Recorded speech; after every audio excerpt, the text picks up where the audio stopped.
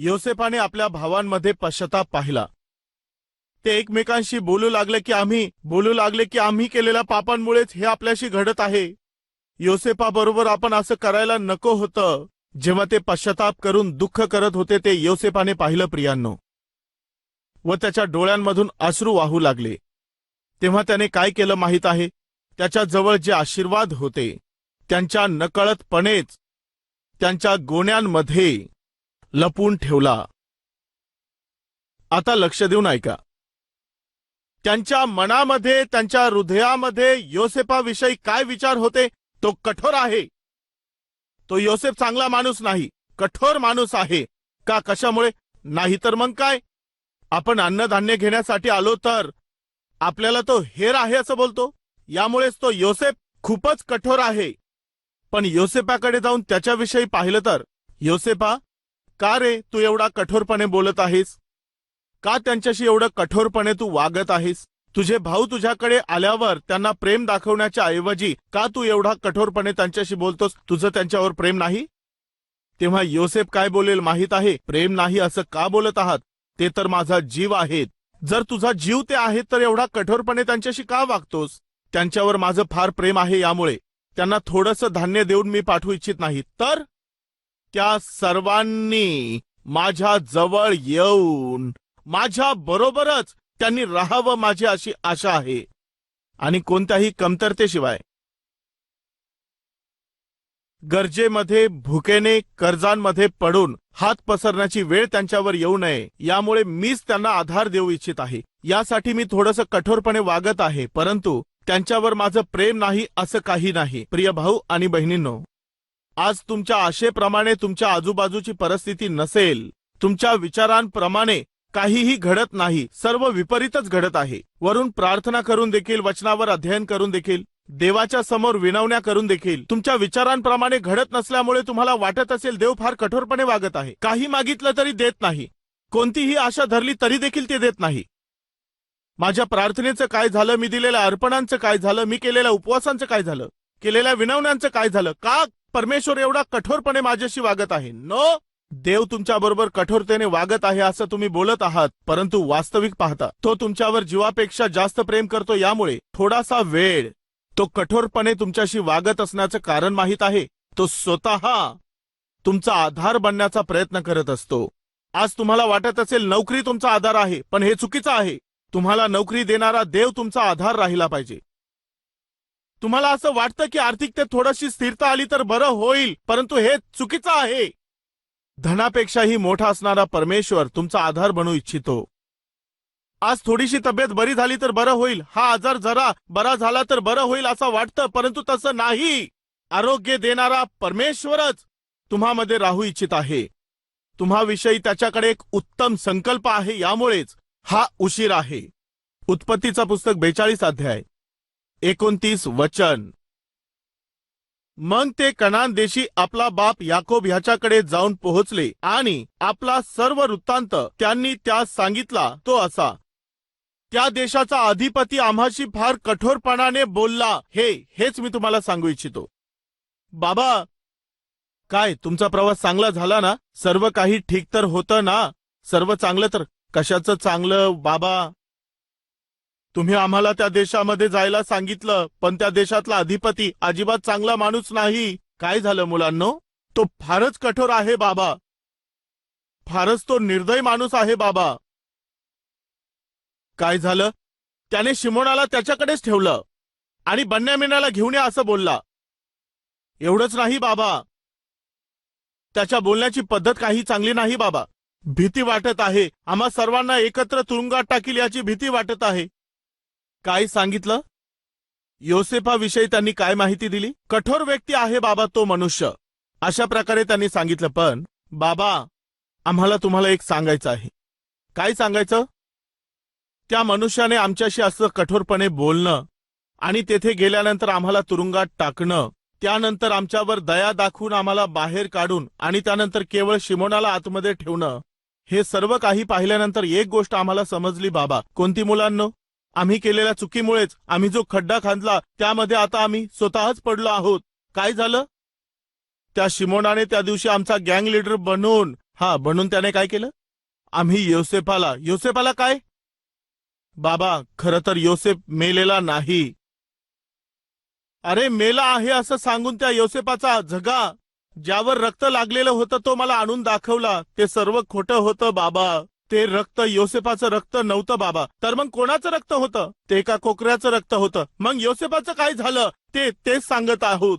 त्या दिवशी आम्ही जो खड्डा खांदला होता, आज आम्ही त्यामध्येच पडलो आहोत बाबा. आज त्या मिस्रात आम्हाला ज्या समस्यांचा सामना करावा लागला त्याचं खरं कारण हे आहे की त्या दिवशी योसेफा बरोबर आम्ही जे केलं त्याचंच हे प्रतिफळ आम्हाला मिळालं आहे, असं बोलले का? आहा, सांगणारच नाहीत. ते सांगणार नाहीत. बऱ्याचशा वेळेंमध्ये नोकरी गमावल्यावर तो पती घरी आल्यावर, काय हो एवढा शांत शांत बसता? मूर्ख माणूस, पापी, दुष्ट कोणता. त्याला कास्टिझम फार आवडतं. कोणाला हो? माझ्या बॉसला. काय झालं? मला काढून टाकलं. त्याची माझी जात वेगळी आहे म्हणून काढून टाकलं. हे सर्व काही सांगून टाकतात. परंतु हा ऑफिसमध्ये उशिरा जातो तो विषय, ऑफिसमध्ये एका जागी बसून काम करण्याऐवजी इतरांशी भांडण्याचा विषय, बॉसवरती आवाज चढवून बोलण्याचा विषय, तिथे जे पैसे चोरी केले त्याविषयीचं, हे सर्व काही पत्नीला सांगणार नाही. पण घरी येऊन तो दुष्ट आहे, हा दुष्ट आहे, याने अन्याय केला, याने फार वाईट केलं. का रे तुला एवढे कमी मार्क पडले? माझ्या फ्रेंडमुळे पप्पा. का काय झालं? त्याने माझे टेक्स्ट बुक नोटबुक घेऊन गेला. त्याने माझी क्लासवर्क आणि होमवर्कची बुक घेऊन निघून गेला. तो अभ्यासासाठी माझे पुस्तक घेऊन जाऊन त्याने अभ्यास केला, तो पास झाला आणि मी फेल झालो पप्पा. हे सगळं खोटं आहे. हा क्लासमध्ये जाईल तेव्हाच ना. असे ड्रामे तुम्ही पाहिले असताल किंवा मग तुम्ही स्वतः केले असतील. खरा विषय सांगणारच नाहीत. आजच्या आर्थिक अडचणीचं खरं कारण सांगणार नाहीत. आज तुम्हाला झालेल्या आजाराचं खरं कारण काय ते अजिबात सांगणार नाहीत. आज तुमच्यावर झालेल्या एवढ्या कर्जाचं खरं कारण अजिबात सांगणार नाहीत. आज तुमच्या व्यवसायामध्ये आलेल्या नुकसानाचं खरं कारण सांगणार नाहीत. आज तुमची संपत्ती, तुमचं घर, तुमचे शेत, तुमची जमीन, हे सर्व गमावण्याचं कारण आहे अवैध संबंध. तुम्ही कोणाला ठेवला आहे ते तुम्ही सांगणार नाही का? कारण माहित आहे, अजूनपर्यंत आमच्यामध्ये पूर्णपणे बदल झालेला नाही प्रियांनो. योसेफ फार ज्ञानी होता. अजूनपर्यंत यांच्यात पूर्ण बदल झालेला नव्हता. आता फक्त अर्धाच झालेला होता. अजून पूर्ण पारख होणं बाकी होतं. त्या परीक्षेमध्ये हे पूर्णपणे पास झाले तरच खरा आशीर्वाद मिळेल. आज भाऊ आणि बहिणींनो, परमेश्वर घेत असलेल्या परीक्षेत तुम्ही मध्यावर्ती आहात. मिड टर्म एक्झाम चालू आहे. अजून फायनल एक्झाम बाकी आहे. एक मिनिट थांबा ब्रदर, तुम्ही मिड टर्म बोलत आहात. मी तर इथे क्वार्टर मध्येच फेल झालो आहे. आता तर मिड टर्म मध्ये आहात बोलता. अजून तर पुढे मजा आहे असं बोलता. पुढे तुम्हाला समजेल असं बोलता. ब्रदर, आम्हाला फार भीती वाटते. जरा थांबा. तुम्हाला घाबरवण्यासाठी हे बोलत नाही. देव तुमची परीक्षा तुम्ही फेल होण्यासाठी घेत नाही, तर मग तुम्हाला प्रमोट करण्यासाठी व उंच करण्यासाठी. तो परीक्षा यामुळे घेत असतो की उत्तम असे आशीर्वाद तुम्हाला देण्याकरिता. पण तुम्ही तयार आहात का? ते मिळविण्याकरिता तुम्ही तयार आहात का? यामुळेच तो पारखत आहे. मग काय घडलं? त्यांनी पश्चाताप केल्यानंतर कठोरपणे वागणाऱ्या योसेफामध्ये विपुल अशी दया दिसून आली. त्याने काय केलं? दडवून ठेवला प्रियांनो. काय दडवून ठेवलं? आशीर्वादांना. त्याने कशाखाली दडवून ठेवलं? त्यांच्या धान्यांच्या गोण्यामध्येच त्याने दडवून ठेवलं. समजत आहे का तुम्हाला? त्यांनी अपेक्षा केली होती अन्न सामुग्रीची, परंतु त्यांना प्राप्त झालं आहे अन्न प्लस त्यांनी दिलेले सगळे पैसे त्यामध्येच होते. का? आता त्यांना दुप्पट आशीर्वाद मिळाला. अन्न सामुग्री प्लस मनी. खरं तर साधारणपणे त्यांना अन्नधान्य द्यायचं होतं, पैसे घ्यायचे होते. परंतु योसेफाने काय केलं? अन्न सामग्री दिली आणि त्यांचे पैसे त्यांना परत देऊन टाकले. आता त्यांना मिळाले दुप्पट आशीर्वाद. कधी? त्यांनी पश्चाताप केल्यावर. ऐकता मित्रांनो, आपल्या आत्मिक जीवनामध्ये आपल्या उणीवा जाणून घेऊन देवाच्या उपस्थितीमध्ये येऊन तुम्ही पश्चाताप केल्यानंतर तुम्हाला आशीर्वाद मिळतील. तुम्ही पश्चाताप केल्यानंतर, तुमच्यामध्ये पश्चाताप देवाने पाहिल्यावर, तुमच्यामध्ये बदल देवाने पाहिल्यानंतर, तुमच्या कल्पने पलीकडचे आशीर्वाद. त्यांनी अपेक्षा काय केली होती? अन्न सामुग्रीची. त्यांना काय मिळालं? अन्न सामुग्री आणि पैसे. हे आहे जे देव तुमच्या जीवनात करू इच्छित आहे. एक दोन उदाहरण सांगतो. पहिलं, डुकराच्या शेंगा देखील खायला मिळत नसणाऱ्या त्या उधाळ्या पुत्राने, जेव्हा मी इथे भुकेने मरत आहे, माझ्या पित्याच्या घरामध्ये नोकरांना भाकरीची रेलचेल आहे आणि मी इथे भुकेने मी व्याकुळ झालेलो आहे, भुकेने मी त्रासल्या गेलो आहे, मला माझी चूक समजलेली आहे, मी माझ्या पित्याकडे जाऊन मी माझी चूक कबूल करून म्हणेल, बाबा तुमच्या घरातील एका नोकरासारखं मी राहील बाबा. ही होती त्याची अपेक्षा. उधळ्या पुत्राला जेव्हा त्याची चूक समजली तेव्हा त्याची चूक कबूल करून तो काय प्राप्त करू इच्छित होता? एक पोस्ट. कोणतं पद? त्या घरातील नोकराचं पद. ही त्याची अपेक्षा होती. मग तो उधळ्या पुत्र आपल्या पित्याच्या घराकडे, जेव्हा तो शुद्धीवरती येऊन आपल्या पित्याच्या घराकडे जाऊ लागला, पित्याने दूरवरूनच त्याच्या पुत्राला पाहून धावत तो त्याच्याकडे गेला. घट्ट त्याला मिठी मारून त्याचं चुंबन घेत असताना तो बोलू लागला, बाबा मी स्वर्गाच्या विरुद्ध आणि तुमच्या विरुद्ध पाप केलेला आहे. तुमचा मुलगा म्हणून घेण्यास मी योग्य नाही पिता. तुमच्या घरातील नोकराचं एखादं पद तरी तुम्ही देताल का? ही त्याची अपेक्षा होती. आणि चूक समजून घेऊन माघारी येणाऱ्या पुत्राविषयी त्या पित्याची असणारी अपेक्षा काय होती माहित आहे? त्या पित्याचे विचार काय होते माहित आहे? माझा पुत्र माघारी आला एवढंच बस आहे. माझा मुलगा त्याचं जुनं घाणेरडं जीवन सोडून परत आला तेवढं पुरेसं आहे. मी काय करू इच्छितो सांगायचं तर, त्याला तर नोकराची पोस्ट पाहिजे आहे, परंतु मी तर त्याला पोझिशन मी देऊ इच्छित आहे माझा मुलगा म्हणून. किती अद्भुत पिता आहे. उधळ्या पुत्राने आपली चूक समजल्यानंतर अपेक्षा केली पोस्टची. आज आपल्यातले अनेकशे लोक पोस्टची अपेक्षा करतात. मला नोकरी मिळाली तर बस आहे, तेवढी पोस्ट मिळाली तर बस आहे. पत्नी म्हणून ती पोस्ट मिळाली तर खूप आहे. त्या घराचा प्रमुख म्हणून ती पोस्ट मिळाली तर बस आहे. तेवढी जागा मिळाली तर चालेल, त्या स्थानात पोहोचलं तर पुरेसं आहे. तुम्ही साधारण अशा आशीर्वादांची अपेक्षा करता, परंतु आशीर्वादांचा जो कर्ता आहे त्या देवाचे पुत्र म्हणून तुम्ही जगले तर किती बरं होईल.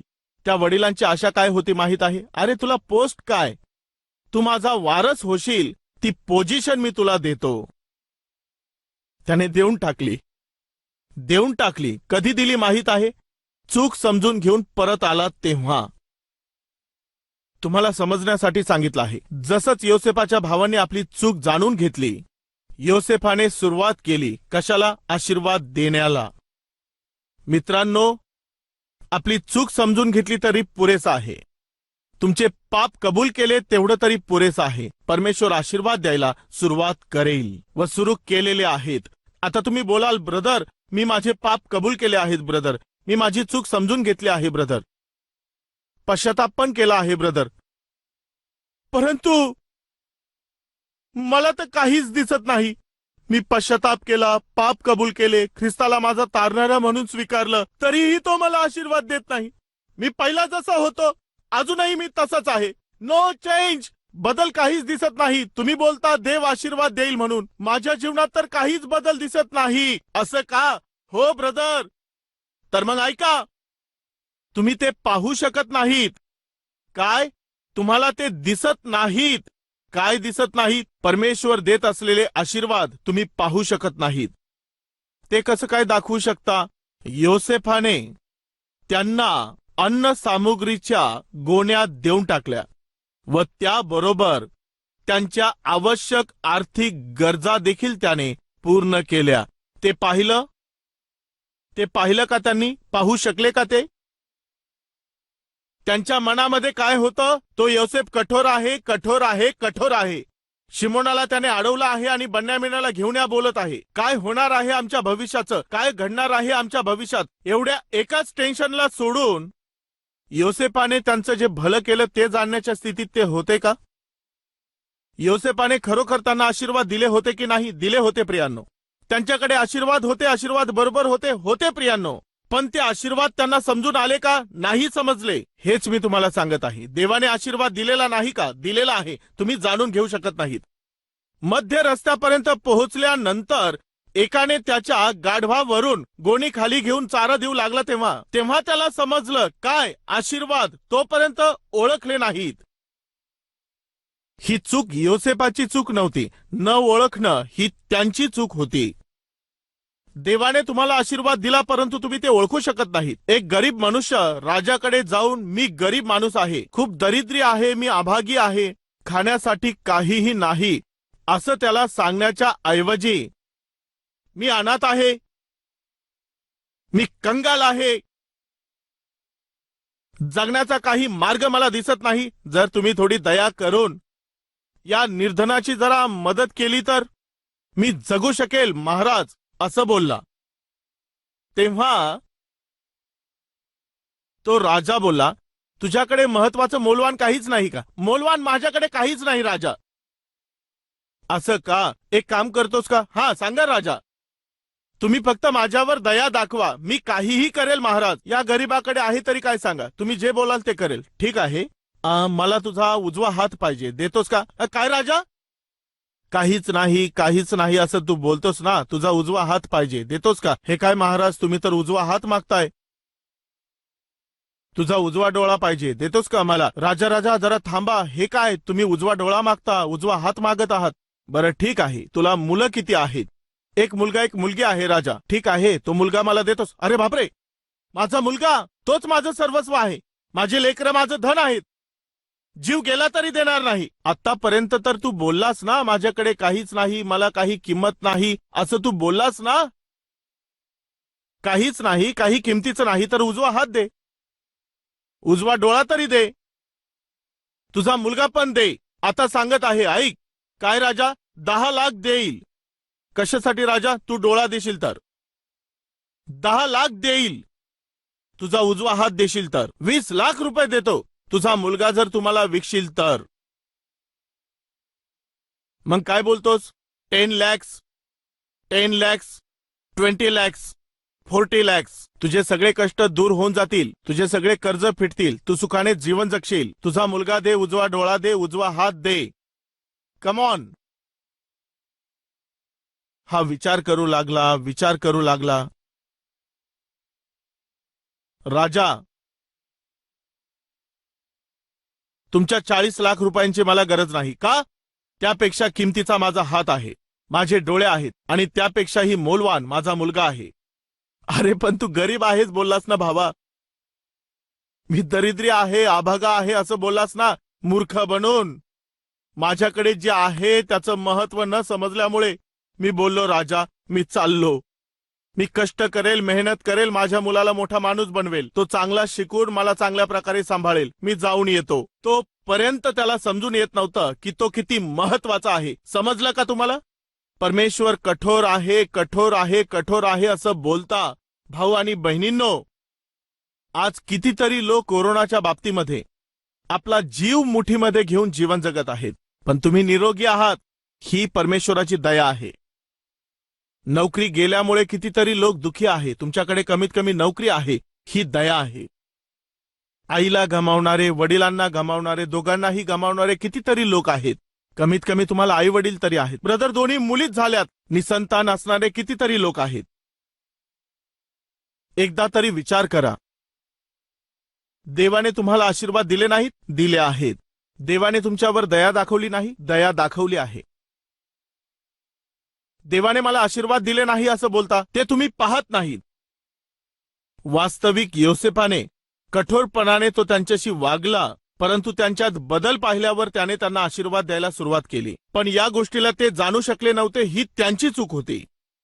देवाने तुम्हाला तारण प्राप्त झाल्यावर लगेचच आशीर्वाद तुम्हाला द्यायला सुरुवात केली, तुम्ही ते आशीर्वाद पाहू शकत नाही. त्याचं कारण हे आहे की तुमच्यामध्ये भीती आहे, भय आहे, संशय आहे. योसेफाविषयी संशय होता, माहिती नाही तो काय करेल, काय होईल आमच्या भविष्याचं. त्यानंतर त्यांनी जाऊन वडिलांकडे जाऊन त्यांनी कशा प्रकारे वर्णन केलं. तो योसेफ नाही बोलत, त्यांना माहिती नव्हतं, यामुळे तो कठोर माणूस आमच्याशी असं केलं, तसं केलं असं सांगत होते, परंतु असं घडण्याचं कारण त्यांना माहित नव्हतं का? माहिती होतं. काय होतं कारण? एकेकाळी आपण असं केलं आहे, यामुळे आता त्याचा अनुभव घेत आहोत. आज तुमच्या जीवनामध्ये असणाऱ्या कष्टांसाठी, नुकसानींसाठी, आजारांसाठी, दुःखांसाठी, आर्थिक अडचणींसाठी, त्याच्या पाठीमागचं कारण तुम्ही केलेल्या चुकाच आहेत ना? आत्मिक जीवनाच्या प्रती श्रद्धा दाखवून जगायला पाहिजे, परंतु तसं न जगता प्रार्थनेच्या वेळेमध्ये प्रार्थना केली नाही, मुलांबरोबर वेळ घालविण्याच्या वेळेत मुलांबरोबर वेळ घालवला नाही, मुलांना चर्चमध्ये आणण्याच्या वेळेमध्ये तुम्ही स्वतः चर्चला आले नाही, गुडघे टेकून प्रार्थना करण्याच्या वेळेमध्ये गुडघे टेकून प्रार्थना तुम्ही केली नाही, आपल्या मनमर्जीने जगत राहिले. आता तुमचे मुलं बिघडून जाऊन बर्बाद झाले आहेत, तर काय बोलत आहात? माझे मुलं बिघडले आहेत, शिक्षण सोडून ते भटकत आहेत, आरोग्य खराब झालं आहे, आर्थिक अडचणीत आहे, हे सर्व तुम्ही सांगता. पण हे सर्व खड्डे खोदले कोणी आहेत? 10, 15, 20, 30 वर्षांपूर्वी तुम्हीच हे सर्व खड्डे खांदून ठेवले आहेत. आता एक एक खड्ड्यामध्ये पडत आहात. आता देवाला का बोलत आहात? तुम्ही खोदलेल्या खड्ड्यामध्ये स्वतःच पडून याचं कारण देव आहे असं का बोलत असता? यांनी केलेल्या पापमय कृत्यांमुळे कष्टांचा सामना करून आता कष्टांचा अनुभव ते भोगत होते, तेव्हा असा अनुभव भोगण्याचं कारण त्यांना माहित होतं. भावांनो, आपण जे पाप केलं ते आपल्यावरती उलटलं, विचार विनिमय देखील केला, परंतु वडिलांजवळ पोहोचले तेव्हा आपले शब्द त्यांनी बदलले. बाबा, तो माणूस चांगला नाही. बाबा, तो कठोरपणे बोलला, पण आपली चूक कबूल केली नाही.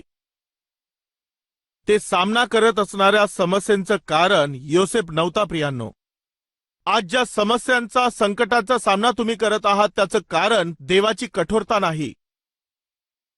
मागील काळामध्ये केलेले सर्व पाप आज दंड बनून तुमच्यावरती आलेले आहेत. कमीत कमी आता तरी कबूल केले तर, मान्य केले तर, त्याच्याकडे विनवणी केली तर तो क्षमा करण्यासाठी तयार आहे असं 100 वेळा माझ्यासारख्या सेवकाने वचन सांगून देखील तुम्ही ऐकलं नाही. प्रभूचा स्वीकार तुम्ही केला नाही. यामुळेच अशा कष्टांना पुढे वाढवत चालला आहात. कमीत कमी आजच्या दिवशी तरी सरळ आणि स्पष्टपणे तुमच्याशी देव बोलत आहे. यामुळे तुमचं मन तुम्ही बदललं तर किती बरं होईल. दुसरं, बाबा, तो चांगला माणूस नाही, चांगला माणूस नाही. 34वे वचन पहा. तुम्ही आपल्या धाकट्या भावास घेऊन या, म्हणजे बाबा त्याने कंडिशन ठेवली आहे. म्हणजे मला खात्री पटेल की तुम्ही हेर नाही, सरळ माणसे आहात. मग तुमचा भाऊ मी तुम्हास परत देईन आणि तुम्हास या देशामध्ये व्यापार कराल, असं तो बोलला. योसेफ काय बोलला? विश्वास दाखवून द्या की तुम्ही खरे आहात, तेव्हा मी काय करेल माहित आहे? तुम्हाला मी मागणारे राहू देणार नाही. मी तुम्हाला घेणारे देणारे बनवील.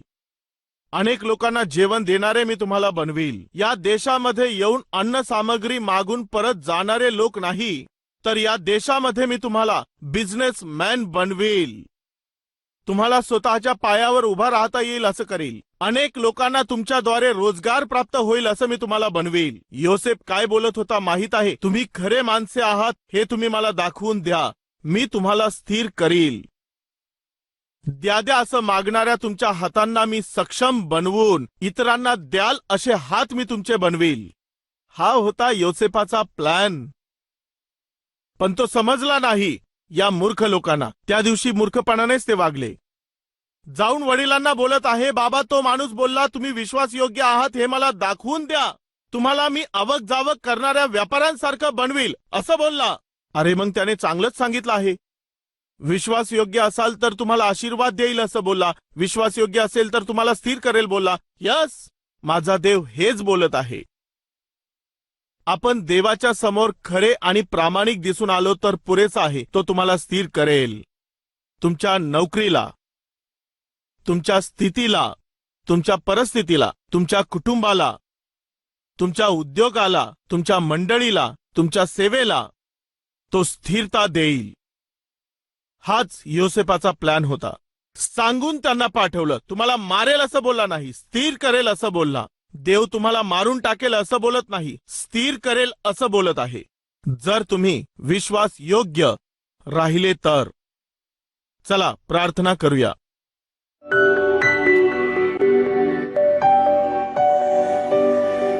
महान पवित्र प्रेमळ परमेश्वर बापा, ज्या दिवशी आम्ही आमचे पाप कबूल करून पश्चाताप करू त्याच दिवशी आमच्या जीवनामध्ये आशीर्वादांचे दिवस सुरू होतील. असं आमचे जीवन अनेक लोकांकरिता आशीर्वादांचं कारण बनेल आणि आम्ही इतरांच्या आशीर्वादांचं कारण बनू.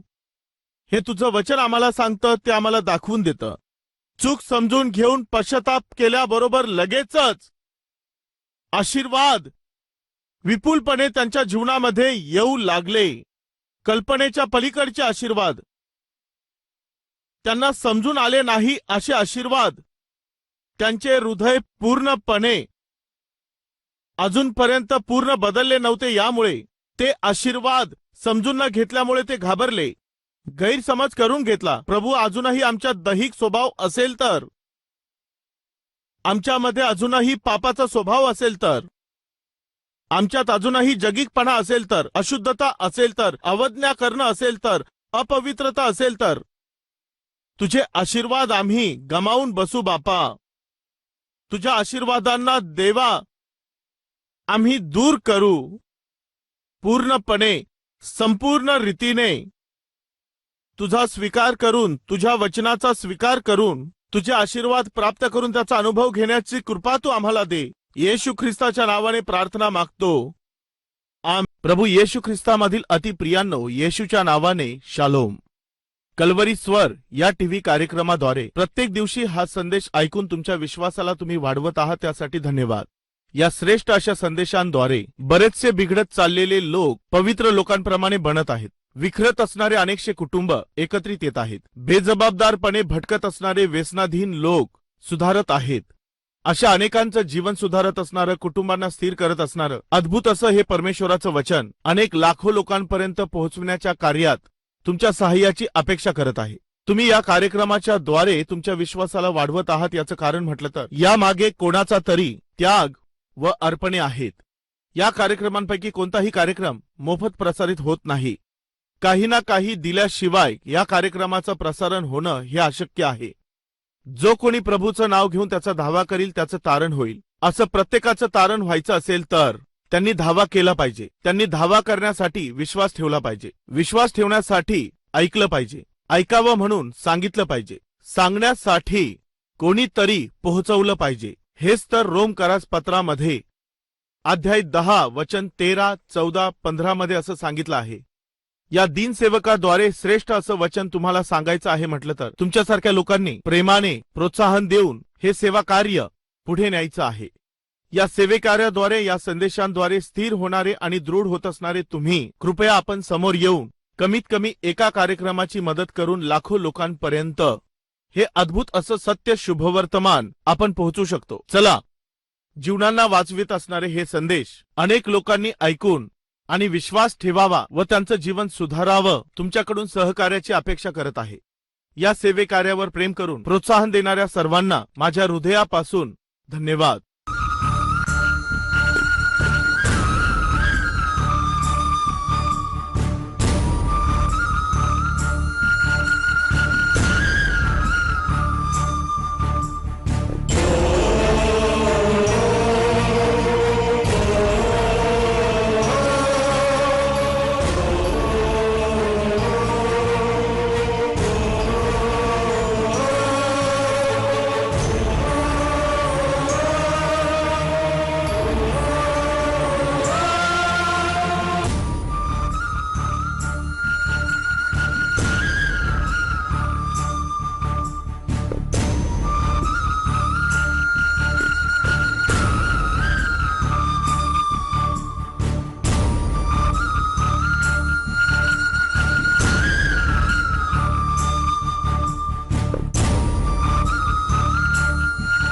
आमचा पत्ता Calvary, post box number 30, Kukatpally, Hyderabad 72.